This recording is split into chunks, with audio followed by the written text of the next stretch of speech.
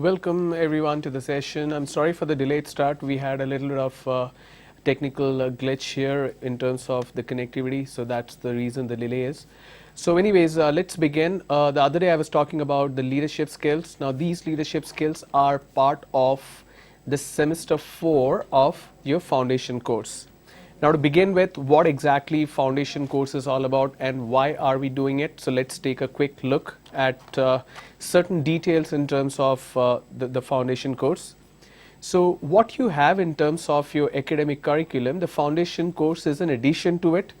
These additions are primarily because of certain skills which is not a part of the core academic curriculum.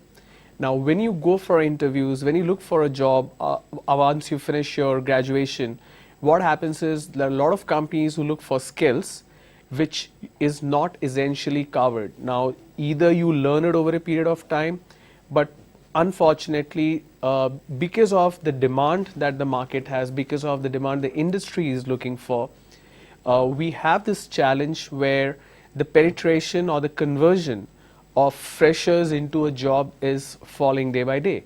Now every year companies face a lot of problem getting the right skilled freshers.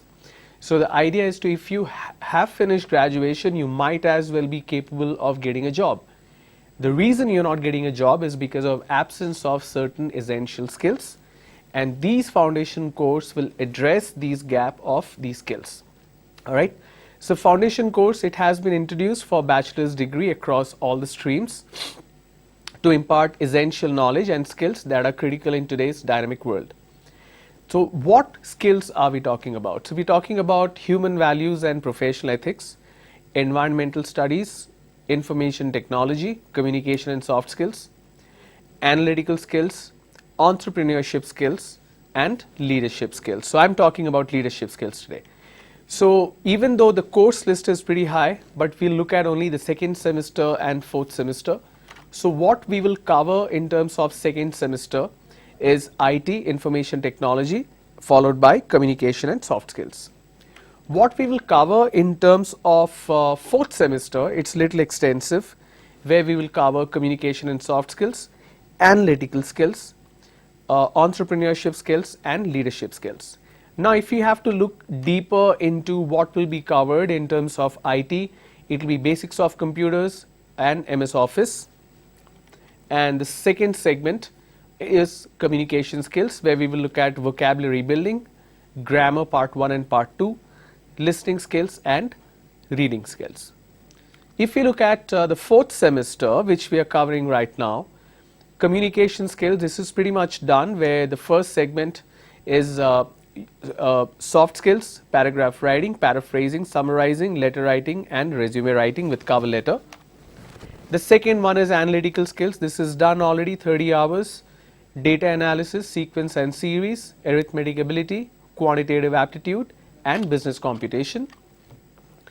Entrepreneurship skills, this is also done, I'm assuming, where we learn about entrepreneurship, idea generation and opportunity assessment, project formulation and appraisal, institutions supporting small and medium scale industries or enterprises, and government policies and taxation.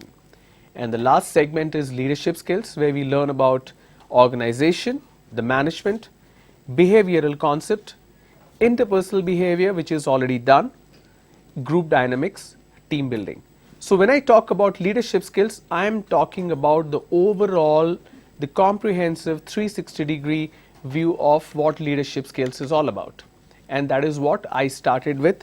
We spoke about the great man theory, we spoke about the trait theory, and then I started talking about behavioral theory. So let's begin with behavioral theory today. I'm just going to read this out and explain in detail what does this paragraph mean. In contrast with trait theory, behavioral theory attempts to describe leadership in terms of what leaders do, while trait theory seeks to explain leadership on the basis of what leaders are. Leadership, according to the approach, is a result of effective role behavior. Leadership is shown by a person's act more than by his traits. This is an appropriate new research strategy adopted by Michigan researchers in the sense that the emphasis on the traits is replaced by the emphasis on leaders' behavior, which could be measured. Now let me give you a quick example. If you say my manager is very helpful, or if you say my manager is very understanding, how would you measure that? There is no way to measure it. Now that's a trait. We learnt about the great man theory, we learnt about the trait theory, now we are looking at behavioral theory. Great man theory basically talks about people who are born with certain leadership skills. Wherever they go, they pick up certain instances, they pick up opportunities where they display certain leadership skills. These people are born leaders, alright? The second one is trait theory. Trait basically means certain characteristic that the person displays in certain situation. So a great man theory is a person who's born with it. A trait theory is certain characteristic the person has or grown over a period of time. But behavioral theory, we are talking about actions. The difference between trait theory and behavior theory is, trait theory we are talking about nature of a person, but you cannot measure it. Nature of a manager, for example, I say he is very understanding, he is very supportive, or the manager always helps us whenever we need something. That's a trait. But when I talk about behavior, now I'm talking about specific actions that can be measured. For example, in trait theory, I say my manager is very understanding, and in behavior theory, I say whenever I had a problem, I encountered a problem while working, there was an escalation from the client, I was not keeping well, my performance was low, it happened 4 times in last 3 months, and every single time my manager sat next to me, he helped me understand the problem, he helped me solve the problem. So I am talking about specific action, and these actions can be measured, it can be quantified, alright. So let's look at certain more important aspect of behavioral theory. Theory is proposing that specific behaviors differentiate leaders from non-leaders. Pattern of action used by different individuals determine different potentials. For example, autocratic, democratic, and laissez-faire. Michigan studies employee-centered versus task-centered.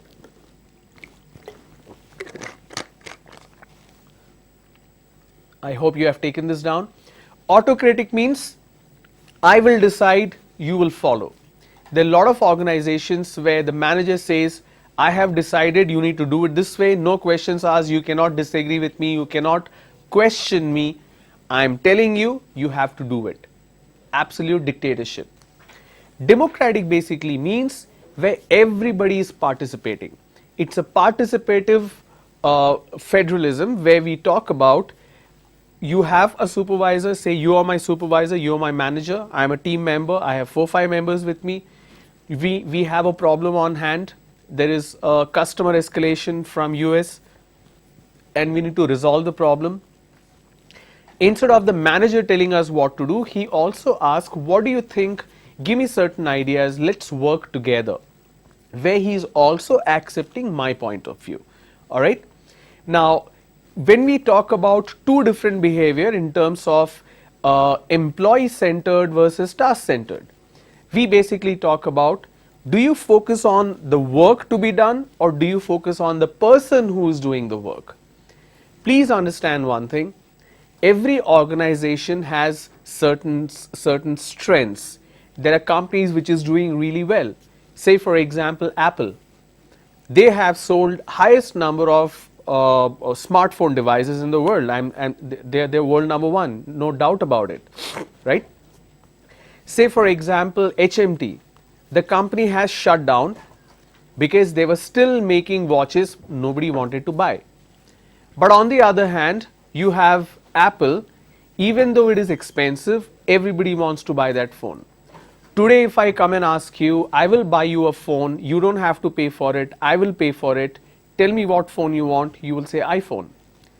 Now because of the product the company is number 1, because of the product HMT made, the company is no longer there, it's shut down. But end of the day, it's people who are making these products. So as a supervisor, as a manager or as a leader, if you focus on the product, good. But if you focus on the people who are making the product, even better. So behavioral theory basically focuses on the people and not the product. So basically they are people centric and not task centric. Alright. Next point that I want to make is theories that attempt to isolate behaviors that differentiate effective leaders from ineffective leaders. Behavioral studies focus on identifying critical behavior determinants of leadership that in turn could be used to train people to become leaders. How leaders will influence others, how leaders will inspire others. I have worked under various bosses in my 15 years of career, but I have immense admiration, I have immense respect only for one boss. So I started working in the year 2000. Till date, I still think of this one person. He's obviously working in a different company right now.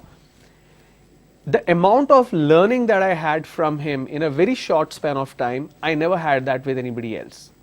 The biggest reason is he never made me feel that he is my leader. He made me feel that both of us are on the equal ground. He gave me the sense that I have the decision making power, but he never gave me the feeling that I can take him for granted. So when you have a leader who gives you that freedom to say no, if a leader tells you that I am telling you you have to do it, you will fear him, you will not respect him. But if the leader says, if you disagree with me, go ahead and say no. When a leader is agreeing to take a disagreement, you respect that person. That means your point of view is taken into consideration and your point of view is valued. But the problem with the leadership today is, or we have seen that in a lot of places, right? Where the leaders say that you have to do it. Please don't question, don't argue. I am telling you, you have to do it. You cannot question why. Because you are supposed to follow what I'm saying. So what happens after a point of time? The democratic leadership model becomes an autocratic one, where one person is giving orders, everybody else is following, where there is no room for disagreement, where there is no room for a difference of opinion. So what happens? The entire organization, the entire team takes a hit after a point of time. So when we talk about an effective leader is a person who makes decisions but not in an autocratic way. He gets everybody's agreement. He takes into consideration everybody's point of view, then arrives at a decision. An ineffective leader at the same time, you will have people not following out of respect but following out of fear, and it's out of compulsion, right? So when you have an effective leader, the team will pick reasons to follow, to idolize, and to pick inspiration. That is what leadership is all about in terms of effective leadership. Alright. So there are two different leadership studies that has been done, the Ohio State studies, which sought to identify independent dimensions of leadership behavior, which is initiating structure and consideration. The University of Michigan studies sought to identify the behavioral characteristic of leaders related to performance effectiveness, which is employee oriented, production oriented. So when you focus on the employee first, the production or the product will automatically get the positive impact. Okay. So now let's look at a little bit of detail about the studies. Now this is going to help you understand an organization and organizational behavior as well. Initiating structure, it says the extent to which a leader is likely to define and structure his or her role and those of subordinates in the search of goal attainment.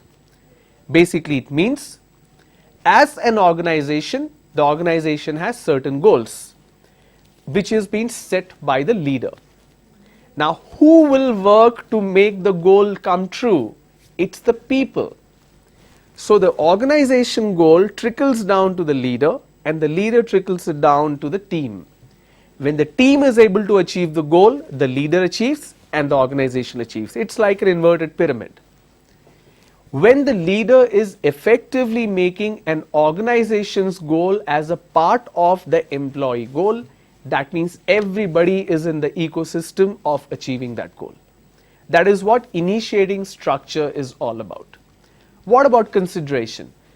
Second para says the consideration, the extent to which a leader is likely to have a job relationship characterized by mutual trust, respect for subordinates, ideas and regard for their feelings. Please understand, an employee is working in an organization not only for those 9 hours, his entire state of mind for the rest of day is also related to what is going on at work. It's often seen that if something goes wrong in workplace, they carry that to home. Now the relationship with family members also takes a hit because of issues in office. It also happens the other way. If things at home are not fine, you end up showing that in office you are disturbed, right? But the point that I'm trying to make is, when an employee is spending 9 hours, 10 hours in an organization, the person's emotions are also connected to the organization. You are not only responsible for the person's career, for the person's salary, for the person's job description and the delivery and execution, but also his state of mind, his ideas, his feelings. That is what Ohio State Studies talks about. All right. Now, how is it different from the Michigan State study? So, employee oriented, it says, emphasizing interpersonal relationships, taking a personal interest in the needs of employees and accepting individual differences among the members. Production oriented leader, one who emphasizes technical or task aspect of the job. If you are taking care of the employee, this will automatically get solved. Every team will have differences because a team is made of different people. If the people are different, the way of thinking will be different. If the way of thinking will be different, the behavior will be different. I have 2 hands, 10 fingers. Not all the fingers are same. Even my 2 index fingers are not same. It's different. I'm born this way. Everybody is born this way. Then how can I expect a team to have absolutely identical team members? It's absolutely impractical and stupid for me to think that way, right? So when I know a team composites of different set of people, different kind of people, it automatically means it's a different mindset I'm dealing with. If there are different mindsets, there will be difference of opinion. If there are difference of opinion, there will be conflicts. As a leader, how do you respect these conflicts, difference of opinion, and ensure everybody is on the same page as well as far as the organization's goal is concerned? At the same time, you respect the difference in opinion, because when you have people from different cultures, different mindsets working for you, they bring in those many ideas, those many perspectives, which is in a way is a very good thing, isn't it? So in the next slide, we will talk about the managerial grid, which is called Blake and Morton. This is a very informative grid. So what we'll do is we'll take a quick break now. After the break, we'll explain this entire grid and how it helps you identify where you belong. All right. So take a quick break and we'll come back quick. Thank you.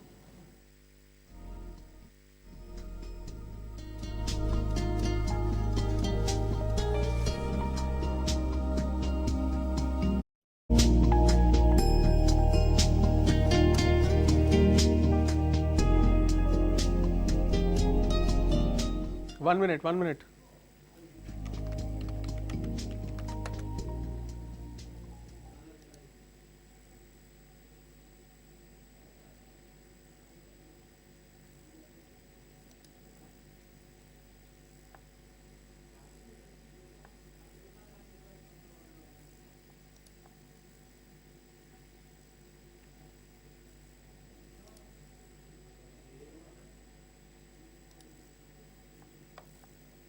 Okay. Studio ready.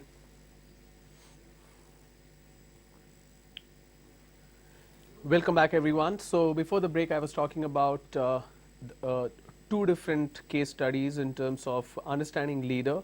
So it can be the employee centric, or it can be task centric, or it can be initiating a structure or consideration. So here I'm going to talk about the Blake and Morton managerial grid. Let's have a quick look at this diagram, which you will see on the slide right now. Let's have the slide, please. There you go. Alright, so what you see here is a 4-blocker. So let's read what is on block number 1. It says country club manager. This is basically the manager, which says high, people and low task. Now this particular green arrow that you see, this is in terms of people concern or people worries. So if it's in the bottom closer to the axis, this is low. If it's away from the base, then it is high. This is in terms of people, and left to right is in terms of task. So if it's closer to the center, then it's low. If it's away, then it's high. This leadership grid basically talks about who fits in where. So if we have to look at the country manager, or say he manages the entire country. For example, there is a brand, say Star TV. So there is a head of Star TV for the entire country, right? So his people concern should be high, but the task concern will be low because he can't get into the day-to-day task. He will only be worried about the high management task and high management people. If we talk about the team manager, when we talk about the team manager, here we are talking about the concern about people being high, concern about the task also being very high. Alright. Here we talk about authority and obedience manager, where it is low on people but high on task, where the concern about the people is very low but the concern about the task is very high. And we have improvised manager, which is low in both the ends. It's low in terms of people concern and low in terms of task concern. So when we have improvised manager, these are the people who are neither concerned about the task nor concerned about the people, which is not good. If we look at the middle of the road manager, which basically covers all the 4 grids, it says focus on work output as well as people morale. Here it basically means I give a task to people and I expect them to finish in certain amount of time. But I also show concern to the people. I have a team of 10 members. I need this work to be done in 1 day's time. If one of the team member is not feeling well, I need to show concern to that person as well. Which means I cannot be only worried about the job, I also need to worry about the people who are doing the job. That's why I will look for a person, I will look for a leadership behavior which looks at all the 4 grids in different scenarios. Alright. So let's have a look at the slide again. So if you look at this center, the circle, it says middle of road manager, the medium per people and task, which is basically balance between task as well as people. Then we have the contingency theory and situational theories of leadership. Situational leadership basically means sorry, in certain situation what kind of leadership skills that you show or leadership behavior that you show. I will give you a quick example. We have, I mean, let me think of an example from Indian cricket team, right? Because everybody is aware of who all the players were and who all the captains were and all the teams. So let's look at this example. So when MS Dhoni was leading the team and he took over from Ganguly, right? So Ganguly was a very good leader, but Dhoni was getting into that stage where he had the temperament. He was not as aggressive as Ganguly, but he knew what to do in pressure situation. Every game, every tough game that India played where you need to win like 4 balls remaining and you have to score 16 runs, or we are bowling and the opposition team is chasing and there are 3 deliveries, 2 runs to win, and still India won. How did it happen? Because we had one guy called Dhoni and he knew what exactly to do in that situation. So when a leader changes behavior based on the situation, that's a different kind of behavior, and that's called situational leadership, where the situation demands change in behavior, change in actions. Alright. So contingency basically means emergency. So let's look at what contingency theory says. The first one is the Fiedler model. Fiedler model says cognitive resource theory, where we have different kind of theories listed. I don't want to read through, but I want to show you examples of these. Now, contingency theory basically says while trait and behavior theories do help us understand leadership, an important component is missing, and the component is the environment in which the leader exists. Contingency theory deals with this additional aspect of leadership effectiveness. Let's have the slide. I'm reading. Contingency theory deals with this additional aspect of leadership effectiveness studies. Basically, what it means is, when we talk about a trait theory, we are talking about nature. When we talk about behavioral theory, we are talking about action. But it's not talking about under what situation. It's talking about behavior and action, but it's not talking about how it should change in different situations.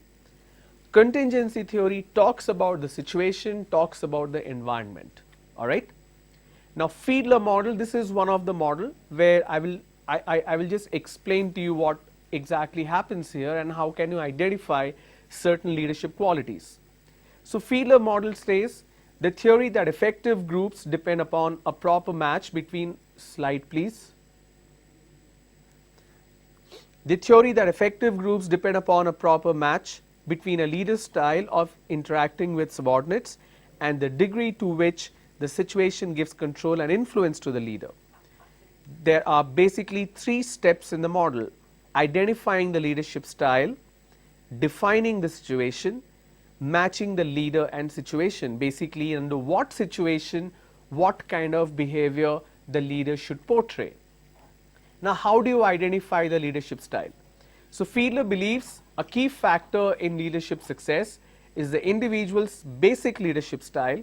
So, he created the least prefer co-worker questionnaire, which is LPC. I will show you what the questionnaire is all about. It's an instrument that tells to measure whether a person is task or relationship oriented. So, when there is a situation in the team, you have 10 members, the work has to be done in one day. Are you focusing on the task or people? Yes, you should focus on the people, but sometimes the situation changes. Let me give you an example. If it's a regular task happens every week, on every Friday, usually the customer's behavior is Friday evening or afternoon, the customer, the client always sends an email and says, I want this work to be done, and this happens every Friday. Now, the task has to be done in one day's time, so you balance it out, you focus on the people, and you say, okay, fine, I know it cannot be done, we'll do it tomorrow. But sometimes the client may push it, saying that if you guys don't do it, then I will have to pay a financial penalty. Or if you can do it in one day's time, everybody will get a $100 bonus. Now what do? You push the team, you motivate the team, and you shift your employee orientation or employee centric behavior to task centric, all right, depending on the situation. So, this particular question I will talk about, where do you look? Do you look at the task or do you look at the people? So, how will this questionnaire work? It says if the low LPC score, then the person is task oriented. If the LPC score is high, then the person is relationship oriented. So, we will have to score it. On what basis we will score? Here is the entire questionnaire, all right. Now, if you look at this closely, I am going to expand this just a little bit more so that you can see it clearly. Just a moment.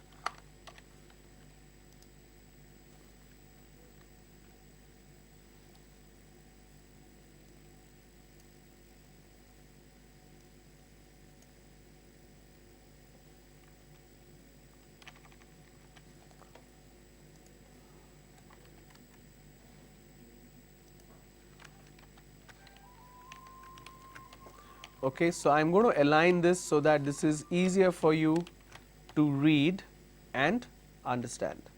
Okay.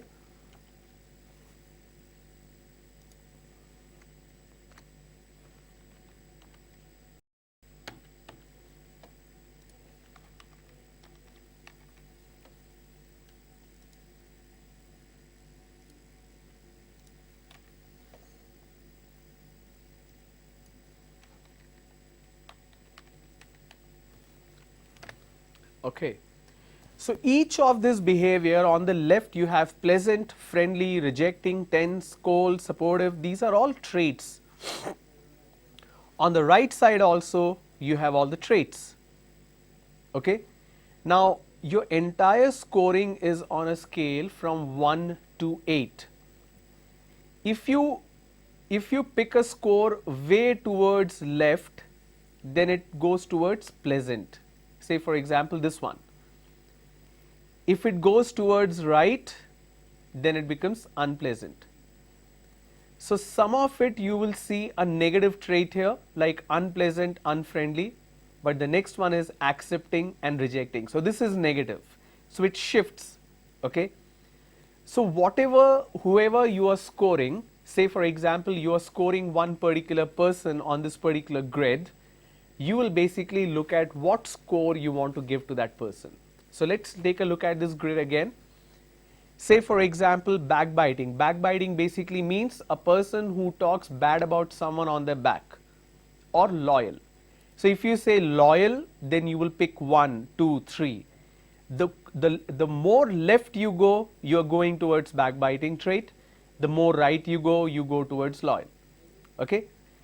Or what you can do is you can pick each one of it and start scoring. So you will arrive at a number. Okay. Now when you add all these numbers, it'll give you a total sum. Now the scoring pattern says your final score is the total of the numbers you circled on the 18 scales. All that you have circled, all the 18, 1, 2, 3, 4, 5, 6, 7, 8, 9, 10, 11, 12, 13, 14, 15, 16, 17, 18. So we have 18 different parameters left and right, and you score. Your final score is the total of the numbers you circled on the 18 scales.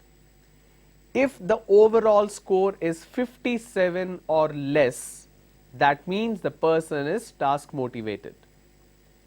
If it's 58 to 63, that is middle, then socio-dependent leaders, self-directed and not overly concerned with the task or with how others view them. This is the middle where he is balancing it. If it's 64 and above, it means high LPC, which is motivated by relationship. You can pick the trait, the behavior of the person by simply scoring on this particular grid. Alright, let's move forward. Now what is the contingency model? Contingency basically means emergency. So it says the first parameter is leader-member relationship, if it's good, if it's poor. What is the task structure? High or low? What is the position power? Strong power, weak power.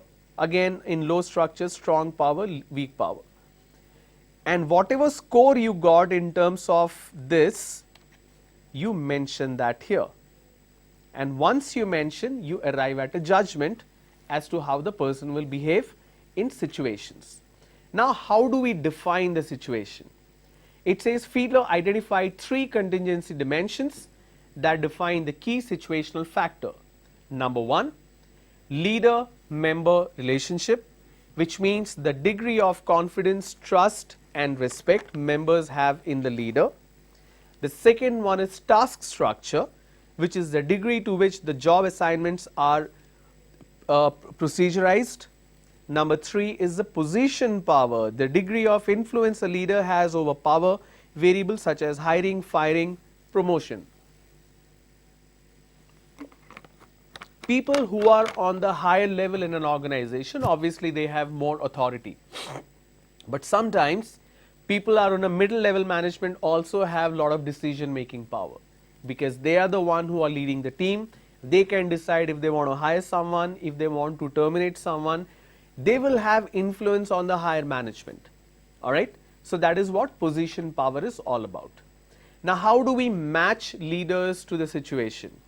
It says after knowing the leadership style through LPC and defining all the situations, we will choose the leader who will fit for the situation.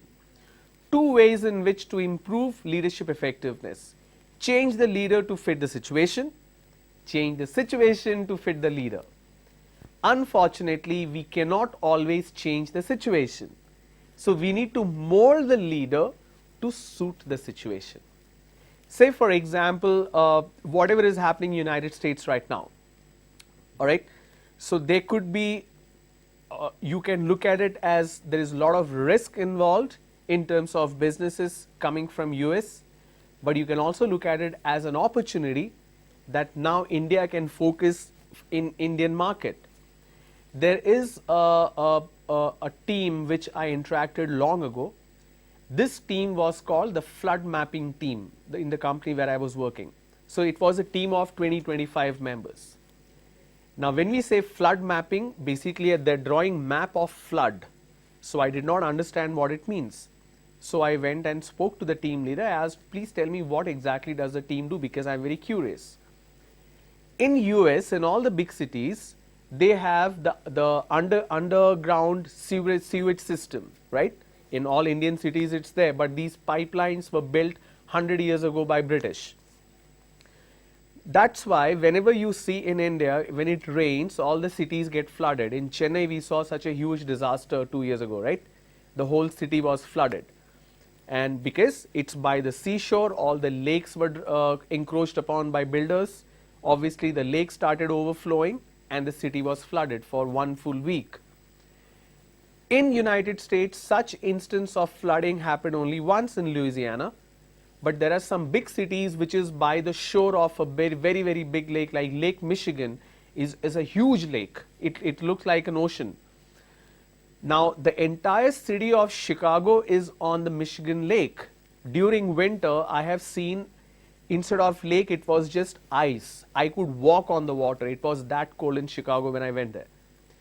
So imagine when there is a heavy rainfall, the entire city of Chicago should actually get flooded, but it does not. They have adopted very simple but scientific methodology where they have underground drain water or storm water sewage system, and these underground pipeline system, in case if there is a flooding on the road, the water goes underground, and from that huge pipe it goes back to the sea or the ocean or the lake. Now how do you control if the water flow is very high on from one side? How can it get redirected to somewhere where the flow is very low? Now all this is done by a team of 25 people sitting in India, because they have the control through satellite and through computers. Imagine 25 people in India are managing this business or managing this function for Chicago or Detroit or any such big city in the United States. Now that we are saying that the business cannot come to US, outsourcing will stop from United States because of Donald Trump administration, this is an opportunity where these people can adopt these technologies for cities in India.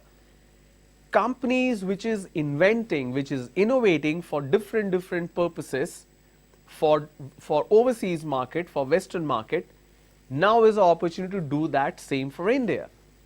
So when you look at a problem, you also look at an opportunity. All right. So basically what I'm trying to say is, a good leader understands the situation, he can foresee what the situation is, and they can start making plan. You cannot change a situation to suit a leader. You need to change the leader to suit a situation. That is what matching leaders and situation is all about. Now what do we mean by cognitive resource theory? Cognitive means your decision making. It says the theory of leadership that states that stress unfavorably affects the situation and intelligence. Slide please.